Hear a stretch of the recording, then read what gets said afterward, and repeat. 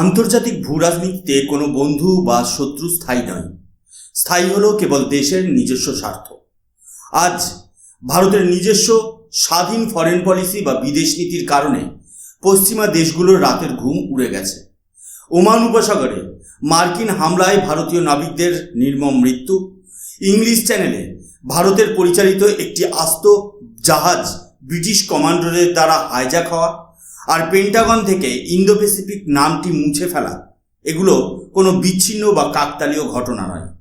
এটি হলো ভারতের স্ট্র্যাটেজিক অটোনমি বা কৌশলগত স্বাধীনতার উপর আমেরিকা এবং ব্রিটেনের একটি সুপরিকল্পিত কোঅর্ডিনেটেড জিওপলিটিক্যাল অ্যাসল্ট।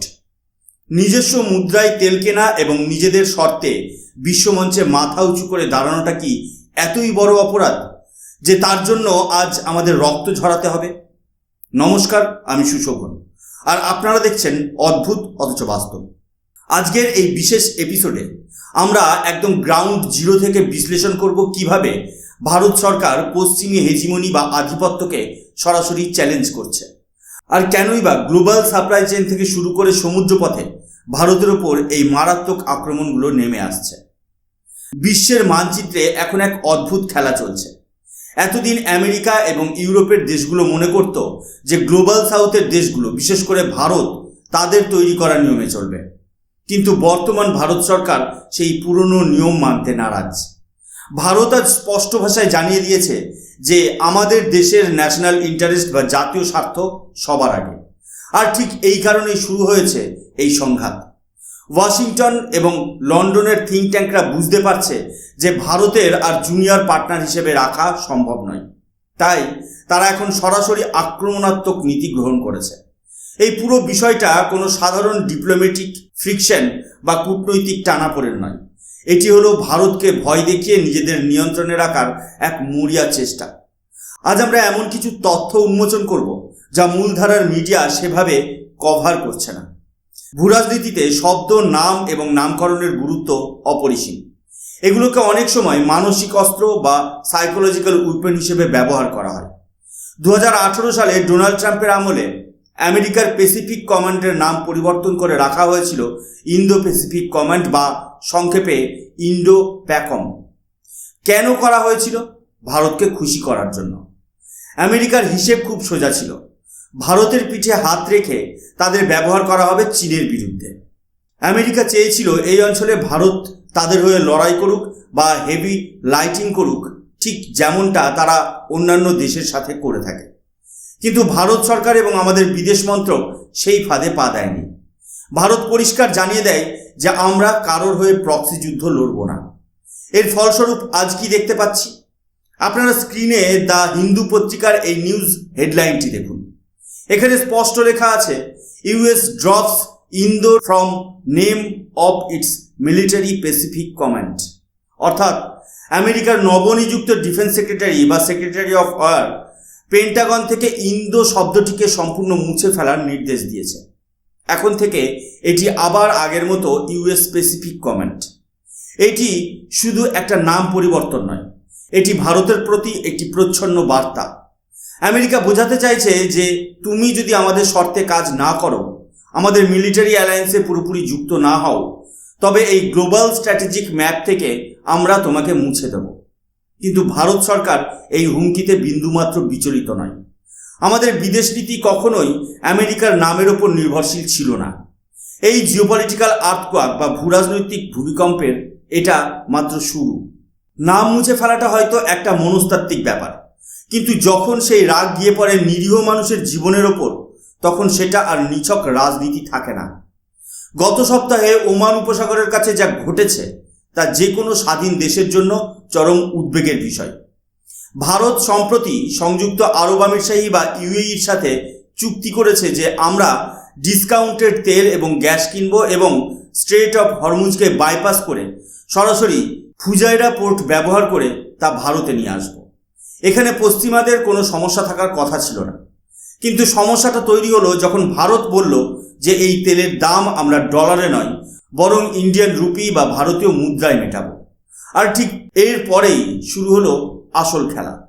স্ক্রিনে এই আর্টিকেলের হেডলাইনটা লক্ষ্য করুন, 3 Indian sailors killed in US strike on oil tanker.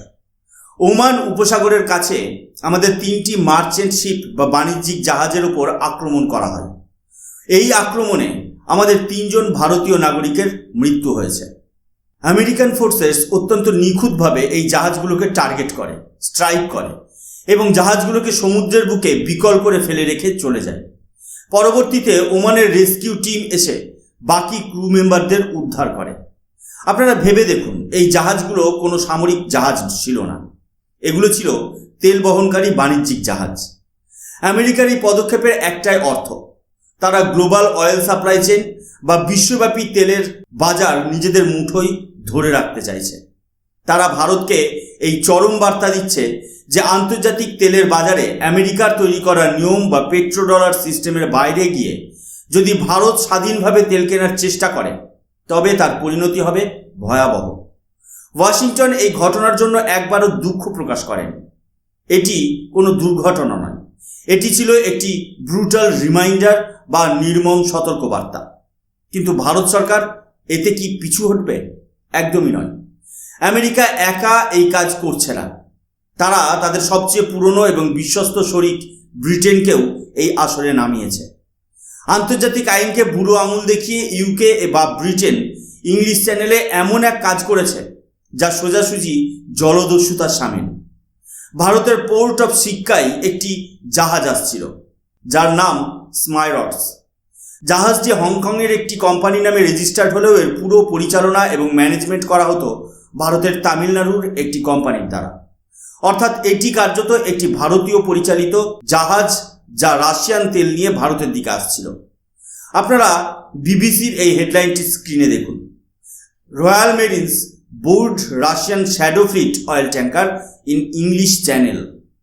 UK সরকার বলছে যে জাহাজটিতে কোনো দেশের পতাকা ছিল না এবং এটি রাশিয়ার শ্যাডো ফ্লিটের অংশ ছিল। কিন্তু এর ভেতরের আসল গল্পটা সম্পূর্ণ আলাদা এবং অত্যন্ত নোংরা। ইন্টারন্যাশনাল মেরিটাইম আইন অনুযায়ী জাহাজটি ক্যামেরন দেশের পতাকাবাহী ছিল এবং তাদের খাতায় রেজিস্টার্ড ছিল। কিন্তু ইউকে এবং ইউরোপীয় ইউনিয়ন ক্যামেরুন সরকারকে ব্ল্যাকমেল করে। তারা ক্যামেরুনকে হুমকি দেয় যে তাদের জাহাজের ওপর থেকে যদি ক্যামেরুনের ফ্ল্যাগ বা পতাকা না নামানো হয় তবে পশ্চিমা দেশগুলো ক্যামেরুনকে যা আর্থিক সাহায্য বা ডেভেলপমেন্ট ফান্ড দেয় তা পুরোপুরি বন্ধ করে দেওয়া হবে। এই হুমকির মুখে পড়ে ক্যামেরুন সরকার বাধ্য হয় মাঝ সমুদ্রে থাকা ওই জাহাজটিকে বার্তা পাঠাতে যে তারা যেন পতাকা নামিয়ে নেয় এবং রেজিস্টার থাকা নাম মুছে ফেলে। ঠিক যেই মুহূর্তে জাহাজটি থেকে পতাকা নামানো হয়, ওত পেতে থাকা ব্রিটিশ কমান্ডোরা বিদ্যুৎ গতিতে জাহাজে প্রবেশ করে এবং সেটিকে হাইজ্যাক করে। ইন্টারন্যাশনাল ল বা আন্তর্জাতিক আইন অনুযায়ী কোনো দেশের পতাকাবাহী জাহাজে এভাবে ওঠা যায় না। তাই আগে ব্ল্যাকমেল করে পতাকা নামানো হলো। বিশেষজ্ঞরা বলছেন ইউকে একা এই কাজ করার সাহস পেত না যদি না পেছন থেকে আমেরিকার নির্দেশ থাকত। এটি সম্পূর্ণভাবে ভারতের তেলের সাপ্লাই লাইন কেটে দেওয়ার একটি কোঅর্ডিনেটেড অ্যাটাক। ইরান যুদ্ধের সময় এই পশ্চিমা দেশগুলোই ভারতের কাছে এসেছিল যাতে ভারত তেল কিনে তেলের গ্লোবাল দাম স্থিতিশীল রাখে। আর আজ পরিস্থিতি শান্ত হতেই তারা ভারতের সাপ্লাই লাইনে কোপ মারছে। এখন প্রশ্ন হলো, আমেরিকা এবং ব্রিটেন হঠাৎ করে ভারতের ওপর এতটা ক্ষিপ্ত হলো কেন? এর একমাত্র উত্তর লুকিয়ে আছে ডলারাইজেশন বা ডলারের আধিপত্য কমানোর প্রক্রিয়ার মধ্যে। দশকের পর দশক ধরে আমেরিকার সুপার পাওয়ার থাকার মূল ভিত্তি হলো তাদের পেট্রো ডলার সিস্টেম। সারা বিশ্বকে তেলের দাম ডলারে চোকাতে হয়, যার ফলে আমেরিকার অর্থনীতি ফুলে ফেঁপে ওঠে। কিন্তু ভারত এই নিয়মে আঘাত এনেছে। স্ক্রিনে ইকোনমিক টাইমসের এই হেডলাইনটি পড়ুন, India UAE step up efforts to expand rupee dirham trade. Bharat এখন রাশিয়া থেকে তো বটেই, এমনকি ইউএইর মতো মধ্যপ্রাচ্যের গুরুত্বপূর্ণ দেশের সাথেও ভারতীয় রুপি এবং দিরহামে সরাসরি বাণিজ্য করছে। আমরা তেল এবং গ্যাসের মতো ক্রিটিক্যাল এনার্জি রিসোর্স কিনছি নিজস্ব মুদ্রায়। এতে আমেরিকার কোনো লাভ হচ্ছে না, তাদের ডলারের চাহিদা কমছে। দুটি বড় দেশ যদি ভারতের সাথে রুপিতে বাণিজ্য করতে রাজি হয় তবে ভারতের বিশাল তেলের চাহিদার অনেকটাই ডলার ছাড়া মেটানো সম্ভব। আর ঠিক এখানেই পশ্চিমাদের সবচেয়ে বড় ভয়। যদি ভারতের দেখাদেখি গ্লোবাল সাউথের অন্যান্য দেশগুলো ডলারের ব্যবহার কমিয়ে দেয় তবে আমেরিকার অর্থনীতির ভিত নড়ে যাবে। তাই তারা ভারতের এই অর্থনৈতিক উত্থানকে যে কোনো মূল্যে রুখে দিতে চাইছে।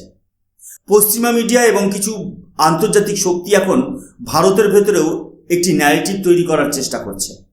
তারা চাইছে দেশে অরাজকতা বা ক্যাওয়াস সৃষ্টি হোক, স্টক মার্কেট ধসে পড়ুক, যাতে ভারত সরকার চাপে পড়ে তাদের স্বাধীন বিদেশ নীতি থেকে সরে আসতে বাধ্য হয়। এত কিছুর পরেও ভারতের অবস্থান কি? ভারত কি মাথা নত করছে?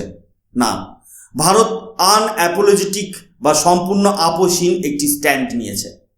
বিদেশমন্ত্রী ডক্টর এস জয়শঙ্কর ইউরোপের মাটিতে দাঁড়িয়ে তাদের মুখের ওপর বলে এসেছেন যে ইউরোপের সমস্যা মানেই গোটা বিশ্বের সমস্যা নয়।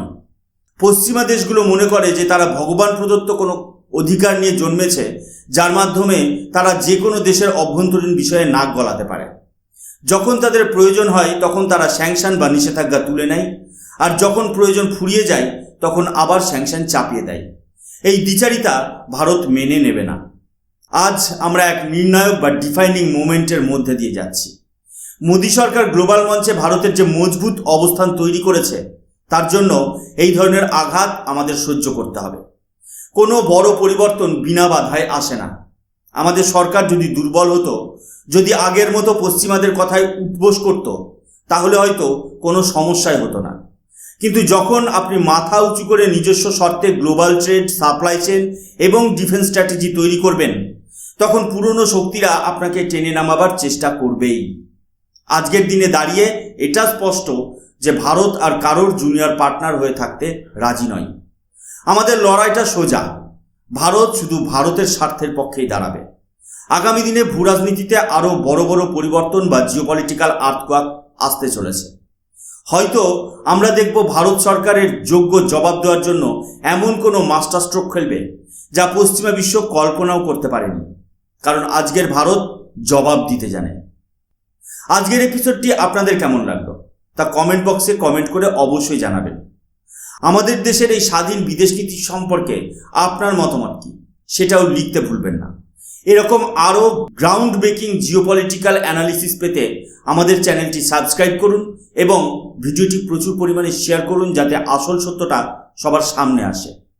আমি সুশোভন আজকের মতো এখানেই বিদায় নিচ্ছি। দেখা হবে পরবর্তী কোনো নতুন এপিসোডে। ততক্ষণ পর্যন্ত ভালো থাকবেন, সুস্থ থাকবেন। জয় হিন্দ, বন্দে মাতরম, ভারত মাতা কি জয়।